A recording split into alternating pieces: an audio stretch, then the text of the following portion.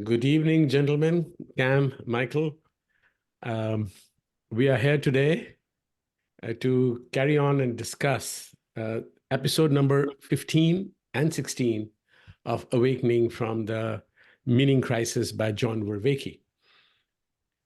So, and those two topics, as a reminder, are 15 was Marcus Aurelius and Jesus, and episode 16 was on Christianity and agape.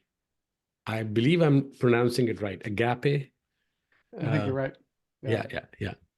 So big topics. So we left off halfway through 15, right? Yeah. Did we get to I don't know how to say these words.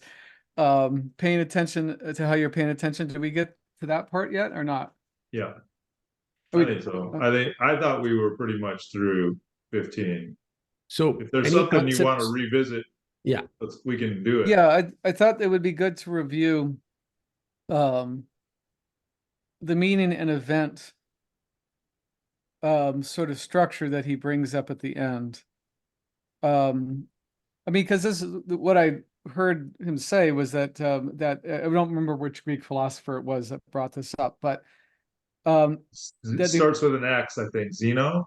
I think it was Zeno, but it could have been another one. But he was saying how that they were previously saying what you pay attention to is the most important thing, but this guy said no, it's not how it works. It's how we pay attention that matters.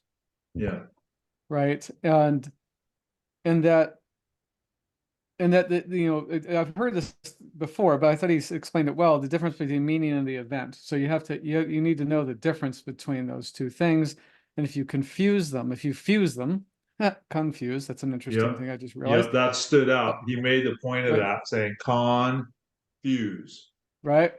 Then you risk, or most likely will run into co-identification with the parasitic processing, rather than seeing that the meaning and the event are not fused, and that you don't have to be trapped in. Well, no, he says if you confuse it, then you think the event is the meaning. Did I get that right? The event is the meaning. If you don't disassociate the event from the meaning that you're making associated with the event, then you are confused and you will suffer.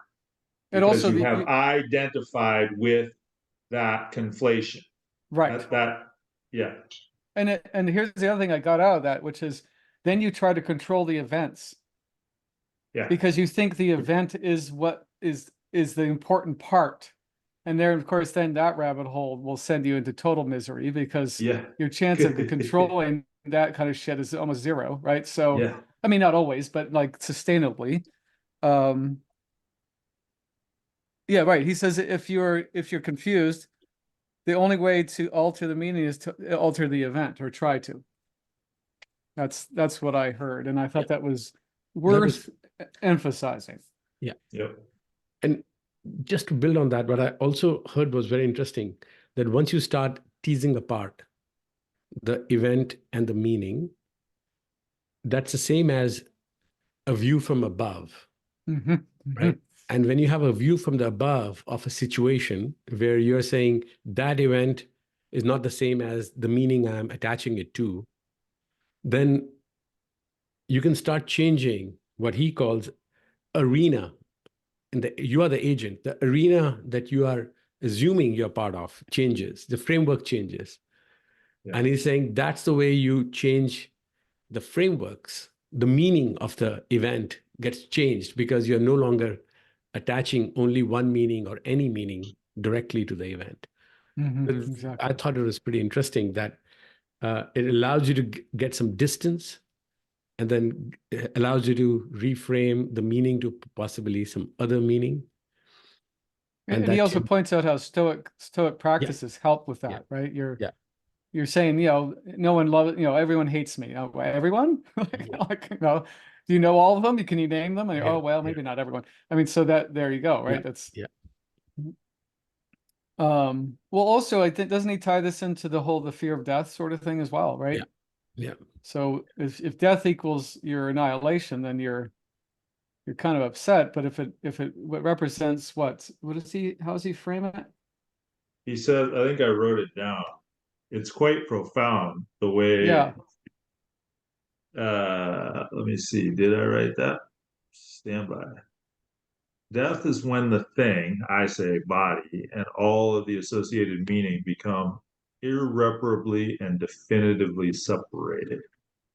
Oh, So, right. so if you've conflated all of the meaning associated with the life of the body with the body, you can't argue with the disassociation that occurs at the point of death. Yeah. So it obliterates all meaning if you've done that. If you have that orientation at the time of death. But if you're or able any to do, or leading all the way up to it and leading right. all the way up to it. I think that's yeah, because the point of death, it's done. But It's you almost think that it actually, what it does is it guarantees suffering up until the point of death. to the I think that's right. I think to the extent that you've misapprehended uh yeah, well, I shouldn't say it that way. That's not helpful. But yeah, I get your point though. It's like you can say that it's not an optimal view, right? Because it creates suffering unnecessarily. I think, would you agree with, you guys would agree with that? Yeah. The Well, note I yeah, he took. says that explicitly.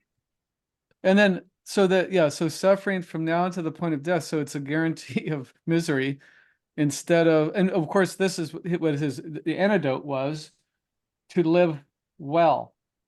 That's the antidote. Like if you Well, know I, you're I going to die. really think as you get into 15 and 16 deeper, the real antidote, he does a beautiful little demonstration with his body where he says he says the turning, the kairos, that Christianity starts to develop is not an egotistical turning. And he stands there in front of the camera and he rotates his body 180 degrees. It's still about me. And then he does this thing with his hands where he's like, the turning is actually turning. I can't forget exactly how he says it, but essentially the Kind of center, he uses the child, he uses the parent-child phenomena as the example. It's like there's this thing, and life isn't about you anymore. It's about being involved in the process of the creation of this other person. Mm-hmm. And he goes into the bit about yourself because of the attention that other people have paid to you. That yeah, I'm losing. Yeah, but you're right. No, pay forward. In other words, they gave you a certain kind of attention, the agapic love, that then grew you from a unformed, like he said, slug is Yeah. for a baby, which Yeah. I thought was pretty funny, to another entity capable of growing other people Yeah. as well, right? So because it's a mirror of God's love that grows us. And then we mirror that by growing other people through that same love, so channeled through us, so to speak. And then that's passed on. And I think you guys agree with that frame? Is that what you heard too? Yeah. Yeah. When you realize that the body is the vessel of that agapic love, or just, you could just say love, when you fully realize that the body is the vessel through which that love continues to form people, life, it frees the what frees the it frees the localized capacity of attention. I'm doing a horrible job putting these No, you're doing words fine. together. Keep going. Yeah, that's good. But it as long as I'm focused on still forming that self, that localized sense of self, the fully informed subjective sense, then I haven't yet fully realized that capacity that the body is fully capable of. It's what it's for. Hmm. And then once that he says it in one of the lectures there. He says, you do that one time and you're done. Yes. Yeah, It's he says done. then you're good to go forever. Like, in other words, if you die You don't, that yeah, next you don't moment, unsee it. You don't you're good. unrealize that. So once there's that, and there's another, I can't remember if I've spoken with you guys about this, but one of my favorite movies or documentaries of all time is called On Yoga, The Architecture of Peace Oh, by never heard of it. Michael O'Neill. He's a world famous photographer, like world top. You would recognize some of his photos from uh, renowned publications. So he would take pictures of politicians and actors and all types. But anyway, he did a documentary on yoga. And one of the yogis in there that he's interviewing, a bunch of them talk about, death. And one of them, I think she's a New Yorker, but anyway, she's saying, yeah, when you reach that point of death, there's no going back. You have to trust. It's like you're moving forward and you're believing in everything that you've done so far. It's just awesome. Anyway, that it reminded me of that. It reminded me watching Vervaeke again this time. I watched it again today. Watching him go through that part of this lecture series really reminded me of that, and it really reminds me of the bit in the Passion where he's on the cross and he says it's done. Mm-hmm. Interesting. That's really good. I mean, I think it's worth mentioning too the different kinds of love that he frames the love. Yeah. Eros. I found that very helpful. The three kinds he pointed out. So Eros, what was the other one? Philia? Philia, yep. Yeah. Philia, and then agapic, right? So agape. So now I have to say that this part, I mean, this has been great, all of this that we've been studying, but this part really hit me. Because I thought part of what he says in the lecture is that he quotes Paul. And he says, Paul says, you can go through the motions of being a good person, but if you don't come from love, then it doesn't work. And I was like, God, that's really an interesting thing to feel like. And I've been working on it with my partner and at work and in every interaction. I'm really looking for that place in myself to give forward, forgive. Like, in other words, that because that's that concept, I've heard it before, but I'm like, wow, it's kind of calling me out in a sense to read it, to understand it to some degree, and then go, oh Jesus, this means, what this means is that it calls you forth to that place, and it is a place that feels risky into some level, right? It's supremely. It's yeah, a supreme risk. It really is, and yet when I do it, people notice. Like my partner noticed. She said, like, yesterday I came home early because she had something she needed to do, that it was better if I came her early. And I made a real effort, and she, I often don't do that because I just feel too busy or whatever. And she noticed any of my attitude when I come home was different. And, I was really trying to be in that place, to have that mode of being, right? And even in my work in the office, I did some really great work yesterday. Oh my God. Like, I surprised myself because of the emphasis on beyond myself. And I think it's worth noting too that I keep hearing, like, psychologically, the more you focus on yourself, the more depressed you become. That is actually a psychological rule. And that's why people are depressed. The best thing you do is like drag them outdoors, outside, and get them to be social so that they can focus on something besides their own feelings and their own perception of the world. So it's, I'm kind of humbled. Like, I'm also humbled in the sense that, I was raised to think Christianity was stupid. Now, I haven't thought that for years, but now I'm learning some of the core principles of what it brought forth into the world. I'm like, this is not trivial. Like, this is really incredible stuff, Yeah. and, despite all the mistakes that Christians have made and blah, blah, blah. But it's like, yeah, this concept is not, it's just a really incredible thing to even learn and then, you know, be called forth towards. And I had another perception about it too. And this is triggered, interestingly, by a musical group I discovered. They're an a cappella group called Home Free. You guys ever heard them before? I don't think so. Yeah, I hadn't either. I actually had stumbled across them kind of randomly, but didn't really get hooked. And I actually found them through one of their singers named Tim Faust, which has an octave range that just makes your brain spin. The guy can go high notes and really low. I think he's got a 5-octave range, which is almost impossible. Oh. And so I heard some of his stuff, and then I stumbled across the group, and this is what happened: is I was very moved by the music. I felt it in my body. I was like, "What is happening here?" Like, whoa! And then I read the comments. Very common response to their music.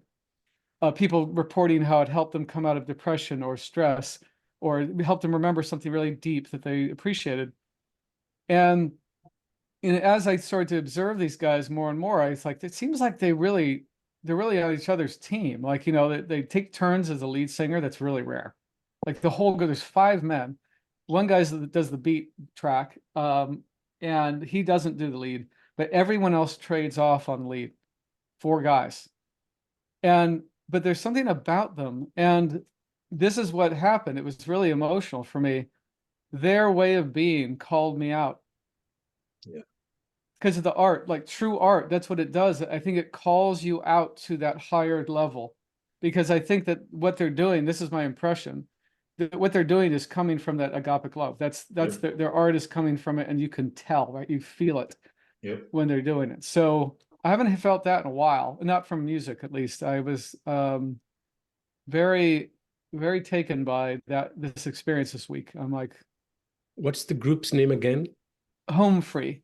Home and Free. Free. Yeah, I recommend, if you guys want to start with some songs, start with Man of Constant Sorrow, Wagon Wheel, and the other one that really got me was Brothers in Arms. But they have, I mean, this is by far not the only good tracks, but especially the first one, Man of Constant Sorrow. Keep in mind when you listen to it that every single sound you hear is coming from someone's mouth. There is no instruments, but it sounds like it. Because the guy that does the percussion tracks is able to imitate a harmonica, drum set, and even twanging strings. I don't even know how the guy does it. So there's a level of mastery here that I think can only be inspired by the right mode of being. That's why I'm saying this, is that I'm starting to recognize that true art is a mode of being transfer. That's what it is. That's actually why I really have such warm feelings for Jordan Peterson. I actually truly believe that's what he's doing as well, or attempting to do, because I have felt such incredible benefit in my life from listening to him.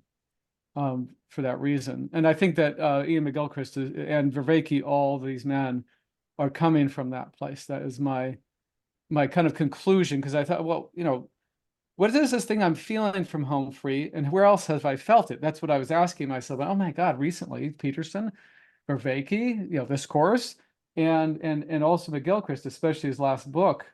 I felt that agapic feeling from McGilchrist's work when I read it. It was profoundly transformative for me to read his book. I felt sensations running through my body as I read what he wrote, like almost like an energy, a shiver, a recognition of something that is inherent in me, that I, you know, some of it I knew, some of it I didn't. So anyway, I just wanted to share that, because it's been amazing. I'm just super grateful. The book you're talking about is The Matter of Things. Is that the one? Yeah. I actually think that Master and His Emissary is excellent, and I got a similar experience with that one. But when I read Matter of Things, it just blew my freaking world into a different strata. I mean, it was. I just ordered it. Finally, I got the 2 volumes, so I'm gonna start that. I'm still working through the Master and the Emissary. Coming back to, since I don't have a cultural past or history around Christianity, what I found interesting observing is the idea of love as agape and which is obviously so central to the Christian theology and the Christian idea, and how Vervaeke talks about love is not an emotion, which I loved the way he described it. It is a binding. Yeah. It is a Right. agent arena relationship. And when he starts talking about an agent arena relationship and a special kind of love, he is very clear about it's a transformation. Just like you grow a non-being like a child into a being through agape.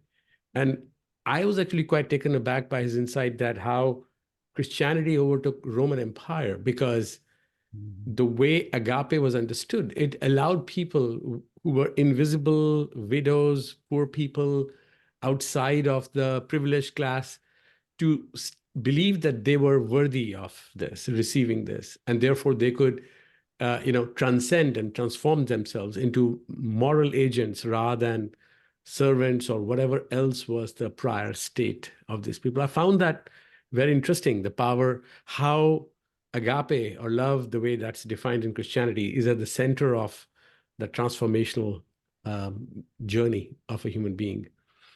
There is, I'm just learning about some Hindu spiritual practices as part of a similar track, just like I have been doing with Vervaeke. I've been going through some spiritual readings on the Hindu side. What's interesting is that in Hindu literature, there's a whole movement called Bhakti movement, which is called devotion movement, which centers around singing and love as a means of transcendence, right? Which has similarity. I'm no expert to say whether they are the same or not, but it rings similar to Christianity's focus on agape, love as a way of transcending. But then, No, go ahead. Sorry. Go ahead. I was going to say, but what's interesting, I would love to hear your thoughts, is that I get the idea of agape as explained here, but then at the heart of it is this idea of sacrifice. Right. So you can see as a parent saying, okay, you have to sacrifice for a child to rear a child and to grow a child into a moral adult. I get that. But then he goes on to say, whether it's a Paul's journey or later on, sacrifice becomes a way of either expressing agape or achieving agape. I wasn't quite clear. So I'm very curious about how you took away the connection between agape and sacrifice. Well, I want to answer that, but I want a little help from both of you guys, or just obviously your view of, so love is not an emotion. It's an agent arena relationship. So it's a mode of being, right? That's what it translates into, right? Yeah. Okay, that's what I just wanted to make sure I got that right, and that it's available to everybody. Yeah. That's the message, right? Yeah. And then, so the sacrifice part, this is how I understand that, and I'm not even sure if it's because of what Vervaeke said. It's more of what I've read and learned and experienced, which is it's sacrificing the lower for the higher. So you have all these possible futures. There's the future where you can go and indulge yourself in alcohol, cocaine, and prostitutes when and when you're married and you don't have the money to do this, or you can choose instead to, or mode of being yourself into saying, that's no longer part of what I do. So, it kind of comes to that thing where Saul's in conflict with himself, right? He's like, he has part of himself that wants to do one thing and part that wants to do the other. And the way that Vervaeke frames it is that it's because he has a conflicting modes of being, and that he's working on emphasizing, choosing or really strengthening the agape instead of the hedonistic, self-centered, egotistical sort of goals, right? Aims. That's how so what you're sacrificing is a lower order desire for a higher order desire. That's how I look at it. What do you guys think about? How did you see it? Cam, what about you? Do you have a frame of that that you feel? Well, so the intuition that I feel is that I don't think that we understand the word sacrifice very well. I agree. as it's intended in these contexts. That what comes to mind is it's Abraham, isn't it? That's called to sacrifice his son. That's right. Among other things, many other things too. But that's the one that, like, that's the Gucci. That's the worst one. Yeah, that's the most gnarly. Take your most favorite child, sacrifice it, and that. So there's that, and then there's the other image that comes to mind is the Pieta, which is the Virgin Mother with the broken carcass of her son across her lap. And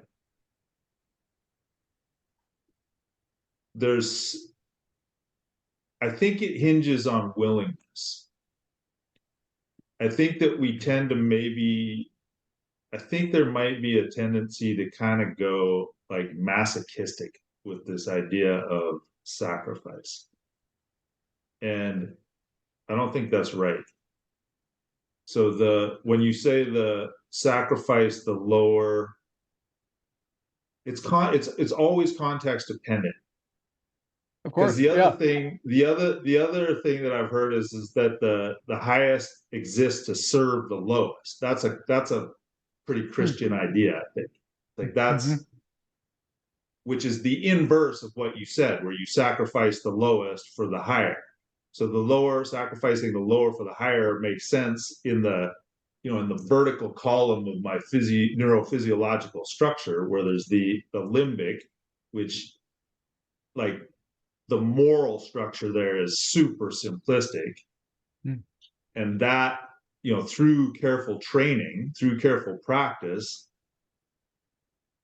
there's some kind of delay that is, it's pretty minimal even now. Like, I'm reading Sapolsky's stuff on I don't know if you guys have been into his stuff at all, but I've read his book Behave.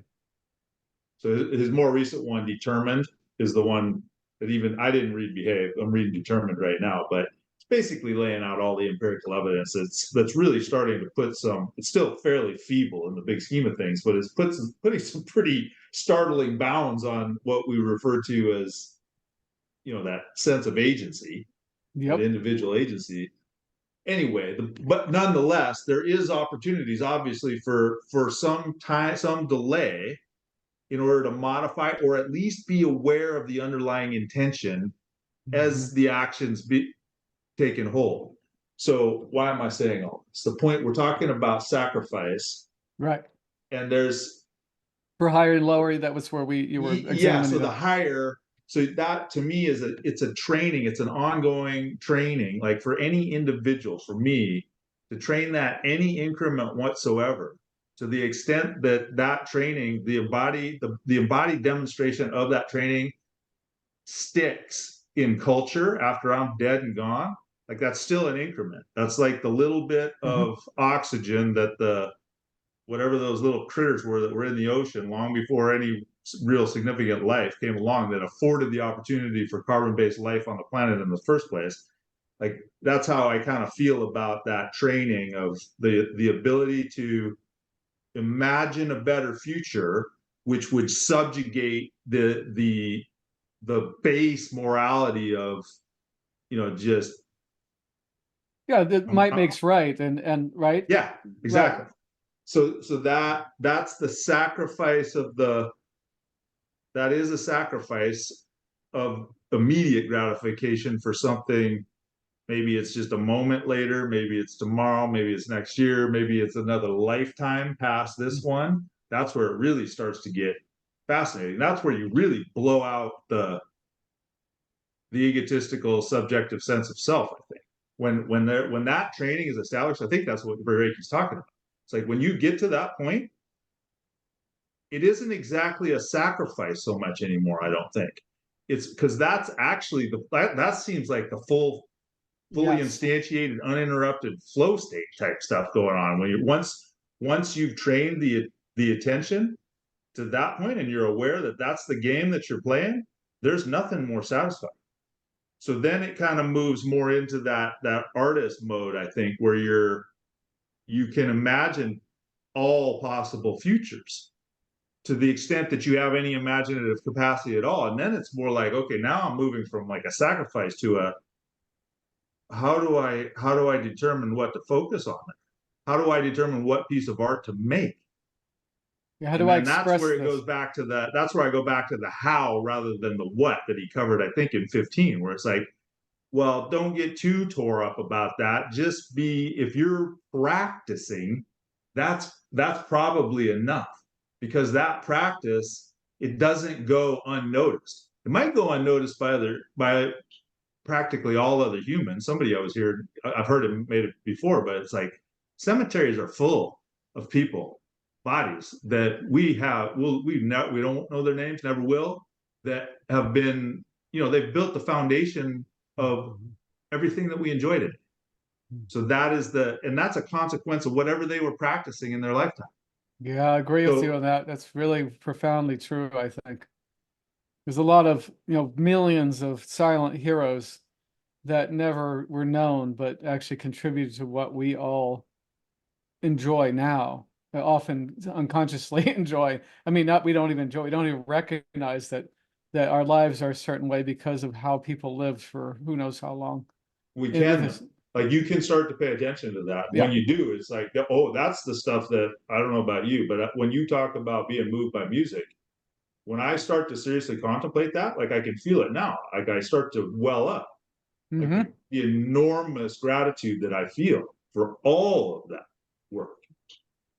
Me too. And the authors that I've enjoyed through the years that have touched me, the artists, because I have an art background, going to Florence and seeing the Renaissance art and the architecture and the Pietà, I saw that. I saw the David. I saw things from Bernini that were just fucking amazing. And what you're saying reminds me of a story I heard. I have no idea who it's attributed to, but there's a man that approached this guru figure. I don't know who it was. And he said, I'm interested in studying with you, but I like to gamble. I like prostitutes and alcohol and drugs. Is that a problem for you? And the guru said this. He said, no, but if you learn what I have to teach you, you won't want to do those things anymore. And I thought that was really awesome. I was like, yeah, that's exactly what you just said, which is that when you reach that place, it's so fulfilling that's I think that maybe at some point it may be the only thing you desire anymore. If I don't see how it can be otherwise. Yeah, because like you guys were saying, that once you hit that spot, even once, like game's up. In a sense. I mean, in other words, if you take me after that, I'm good, because I've reached the highest point. Like Jesus on the cross, he wasn't pissed off that he was dying. He's not saying life's unfair, fuck God, I hate all humanity. No, he maintained that agapic love even in the presence of completely unfair, unjust, brutal experience of life. And yet he was unwavering in his knowledge, in his mode of being, which was not exactly as I understand the story. There is that moment where he says, "Oh God, Father, why have you thou forsaken me?" Yeah. Where there's that, like, to me, that's the terrorized child. It's like, where did you go? No, I don't know. I mean, I know I've heard that before, but do you know how he came back from that? I don't know that either, because he's resurrected is the way the story goes. So did he feel like he felt forsaken and then he died? And then he was reborn? Is that how it works? I don't know. I wish we had a Christian. I don't know. I don't know the story of that. Where's a Christian when we need one? Yeah. I don't know the answer to that either. Like, I guess the way I think about it is that it doesn't.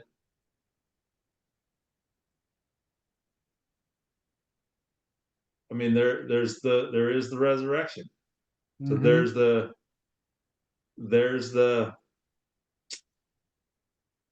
answer.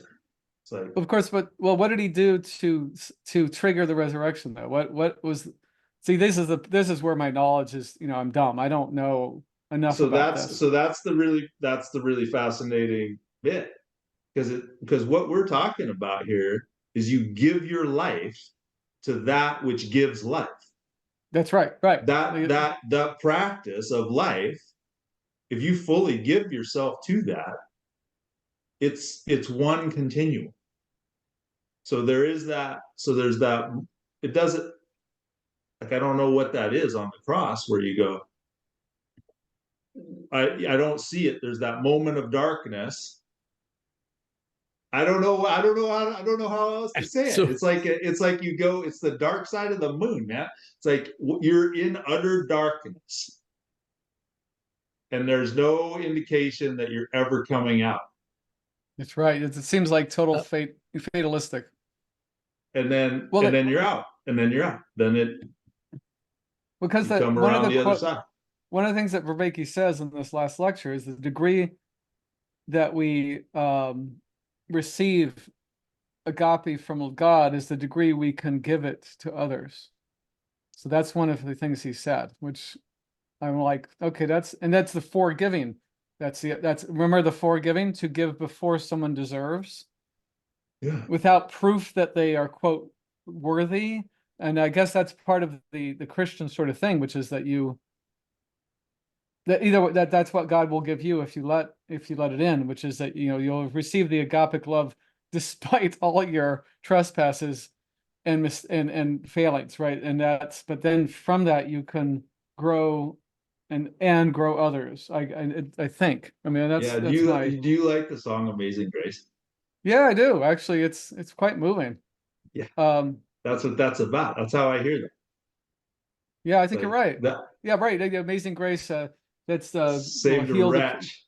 A wretch like me. Yeah, saved a wretch like me. I mean, it's like I once was lost, but now I'm found. Yeah. I was blind and now I can see. Okay, there you go. I guess that's agapic love right there. Huh. Yeah. Thank you. The thing that I notice is that to open to that love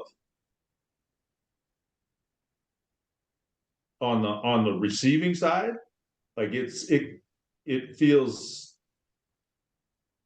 well, it's back to that thing that you were alluding to in your own personal life, where it's that supremely vulnerable, supremely risky circumstance. It feels debilitating, I suppose, probably as a consequence of any vestiges of egotistical sense of self that I haven't. Well, also I think there's that part of that egotistical sense is I need to protect myself from harm, which is not untrue. And this, I think, there, as Vervaeke says, you can fall into pits around this, right? You got to be careful. But and I'm going to quote Peterson on this because I think it's really relevant. He says,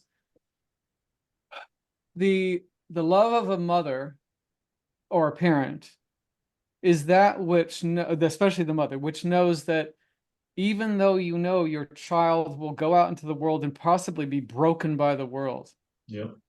Not possibly, will. It will be, and eventually die and be sick. And like Jesus, that you must let them, not just let them go, but fortify them to that purpose, because the alternative is hell. To not go out in the world and do your work is worse, even though you will be broken by it, than it is to hide in safety and to avoid growth and discomfort, because that's not what we're built for, right? It's not our, it's what we're here for. What you're for.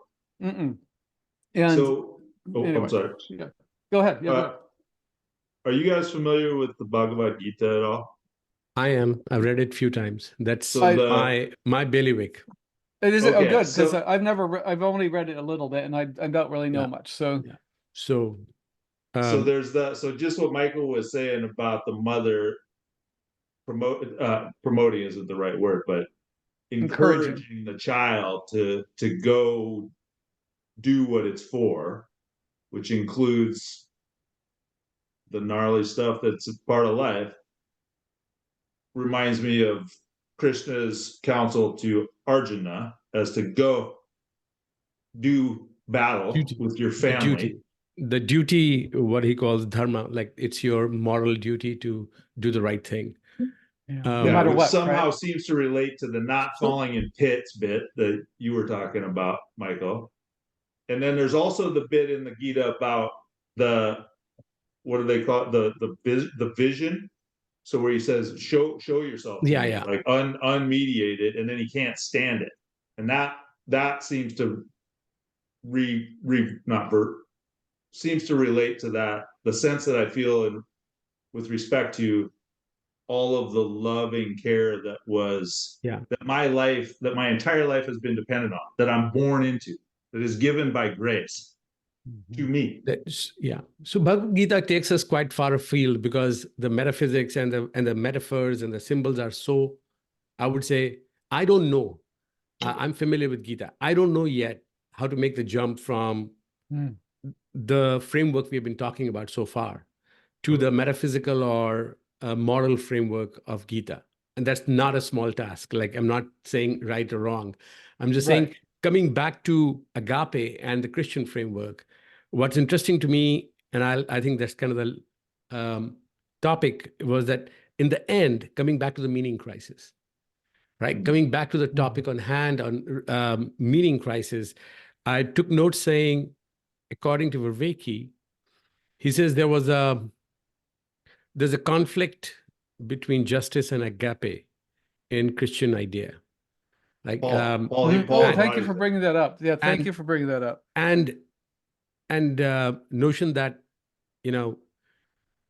need to redeem to the God who demands justice. So then he says the meaning crisis comes from the fact that how do we acknowledge agape without the metaphysics of cosmic redemption as defined by Christianity, the cosmic redemption of dying for agape and coming back to life from that. So his key question he leaves the chapter with is, we carry the grammar of God, but we don't believe in its content. Thank you for bringing that up. That's really important. Well, he doesn't.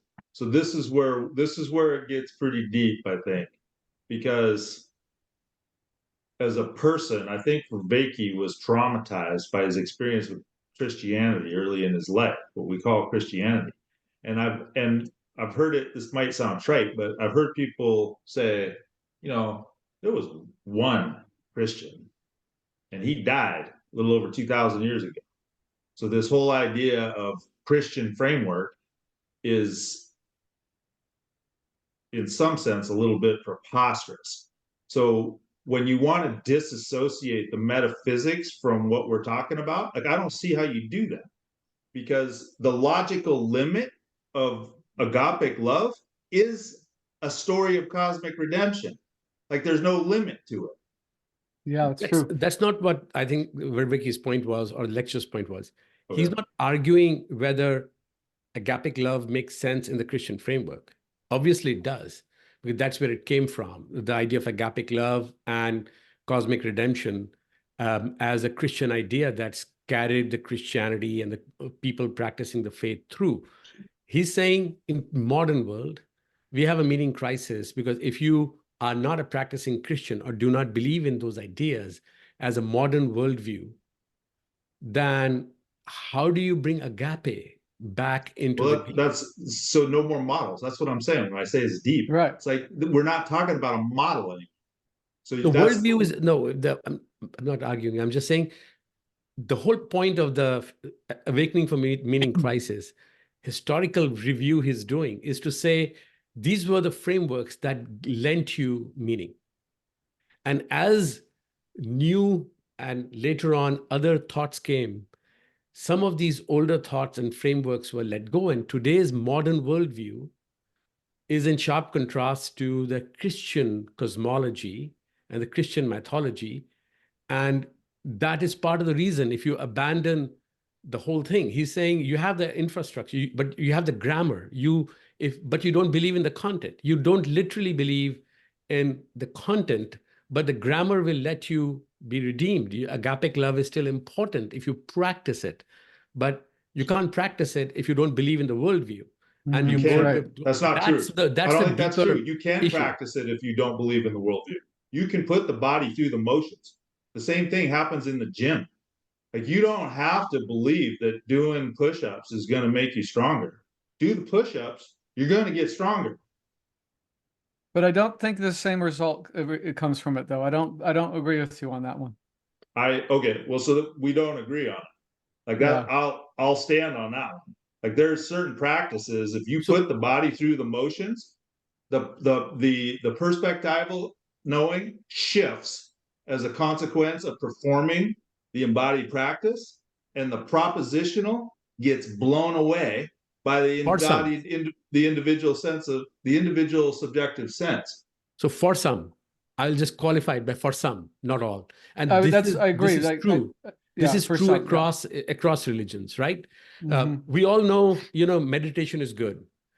We all know going to gym is good. We all know, 100 practices from various different frameworks, whether it's Christian, Hindu, Buddhist, Stoic, Chinese. We know the practices, and I don't think that's not in discussion or debate, because we know that some of these practices, if you literally participate in those, will give you benefit, psychological and immediate, and might even release you from suffering. If you especially follow the Buddhist practice, which is all practice and no belief and very limited belief. All I'm saying is, in this chapter, where we are in the discussion of the awakening from the meaning crisis journey, he's basically saying, if you truly believed it, the worldview, then you would be able to practice and achieve that. That is true for any of the other frameworks as well. And he's saying part of the crisis of modern times is that we have lost the worldview. We rejected the worldview, but the infrastructure, the grammar is still helpful, but people struggle to come up with agape so it's very hard to practice because you rejected all of it. To your answer is yes, for some, they might be able to have the cognitive dissonance of saying, I don't need to believe the framework, I'll still practice love or agapic love. Just like people say, I don't have to believe in Upanishads or Gita's interpretation of yoga, I'll just practice yoga and feel good about it. But there are people who would say, well, you are still playing, there will be people who will not be happy with that and will continue to see the cognitive dissonance as a source of suffering. Well, I think I agree. It's a really good thing you just said. And I want to add something to it, which is when I was studying spirituality in my 20s, the teacher I was with, in a group with, she explained something to us that I've never forgot because I think it's incredibly relevant. There's a difference between form and content. And this is what, Cam, this is my argument from what you said. It's not enough to just go to the gym for everyone, because the content of the action, not the form, is not aligned for some people. In other words, you could choose to go to the gym because you say, this will be good for my health, but what you're doing actually is avoiding a relationship. Right? So it looks good on the outside, but it's not really aligned. It's not, in other words, the form looks great, but the content of in other words, the reason why you're doing it isn't actually aligned. And I think, intent. yes, and it may be subconscious, by the way. I'm not even saying that everyone does that on purpose at all, but because there's, there's all kinds of ways to act virtuous and not to be, right? We all see the hypocrisy. Like when I was a kid, that's something I did see in some Christians, which is they're like, if you don't believe in Jesus, you're a bad person. And I'm looking at them and going, you're a bad person. I see things you do that suck. And you say you believe in Jesus. So I just don't get what the F, how that makes you better. Mm-hmm. I mean, you say one thing and do the other. So that's bullshit. It's like, maybe you go to church, but then you cheat on your spouse. And then you go to confession, but you keep cheating. It's like, I'm sorry, that doesn't work for me. So whoever takes, in other words, it depends what you use it for. That's what I would say. It depends what you use your practice for. If you're using it for trying to be a better person or to be healthier and trigger states of shifting states, psychotechnologies, but you can use those same practices to hide from yourself and the world very easily. Yeah, so if the intent is to hide from the world, I don't know what to tell you or anybody else. If the intent is to discover the nature of the fabric of reality, yep, and to improve then your you're salience, gonna right? you're gonna come to a full realization of your wretchedness pretty fast as you say one thing and watch your body do a different thing. So I think that I don't Oh, go think ahead. at this stage we are trying to resolve that gap between the worldview and the crisis of meaning at this stage of the journey, because I don't think Vervaeke is saying here is how you resolve it. No, I don't think it is. All he's saying is he's going through the history, and he's saying when you get to the stage of how Christianity was such a powerful idea and how it allowed millions of people who were under Roman rule at that time to become human beings in the moral agent's point of view because of the worldview that was prevalent and informed by Christianity and created by Christianity, allowed for agape and sacrifice that comes with it as a flourishing for them to unfurl and become better people. He's simply saying, and I think he's just letting that sit. He's simply saying, with passing of the worldview of Christianity among common people, we lost ability to get to agape because the scaffolding is there, but the content nobody believes in today. And that dilemma will continue onwards, just like when he goes on into future chapter after chapter. And that is true all the way up to modern times and enlightenment, post-enlightenment, where our modern worldview, which is what Vervaeke's big project is. His big project is to bring back religio in the context of a modern worldview. So he's just working its way through that. So I don't think it might be a criticism of Christianity or agape, but I don't see it that way. I just see it as a historical realization that he's pointing out. I agree with you. I think he's giving us foundation for the next thing he's going to talk about.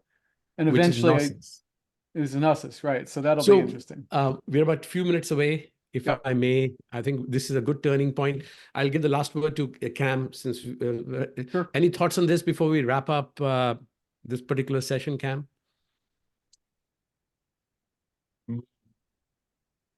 I think I've said. I don't know where. I don't remember what's coming next. So I think it's chapter. I think we 17. demonstrated a pretty powerful tension. And I think that's a good place to.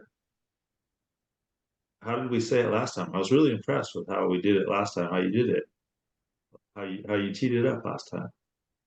Oh yeah, you mean how he kind of negotiated and steered us, back to okay. Now we're gonna, yeah. To answer your question, Cam, we are dealing with next episode would be 17 and 18, which is on gnosis and existential inertia. And 18 is Plotinus and Neoplatonism. Those are the two next turning. Existential inertia. And yes, so I look forward to it. I've not refreshed those in a while. So me too. I'm going to close on that, and then let's choose a date right right there.